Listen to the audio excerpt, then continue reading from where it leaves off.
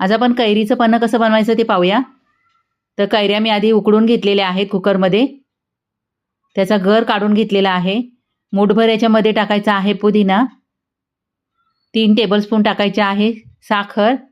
1 वाटी गर आहे त्याच्यासाठी एवढं मेजरमेंट आहे. याच्याऐवजी गूळ पण वापरू शकता. 1 चमचा याच्यामध्ये काळं मीठ टाकायचं आहे, थोडंसं पाणी टाकायचं आहे आणि मिक्सरमध्ये एकदम बारीक वाटून घ्यायचं आहे.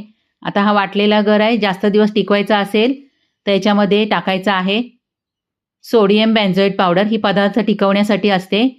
अगदी वर्षभर म्हटलं तरी पण पन्हं खराब होणार नाही. तर 3 चिमटी घालायचं आहे एका वाटीसाठी. छानपैकी मिक्स करायचं आहे आणि बरणीत भरून ठेवायचं आहे काचेच्या. आता पन्हं कसं बनवायचं ते पाहूया.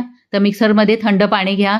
2 ते 3 चमचे गर टाकायचं आहे आणि मिक्सरमध्ये फिरवून घ्यायचं आहे आणि मस्त आपलं थंडगार पन्हं तयार.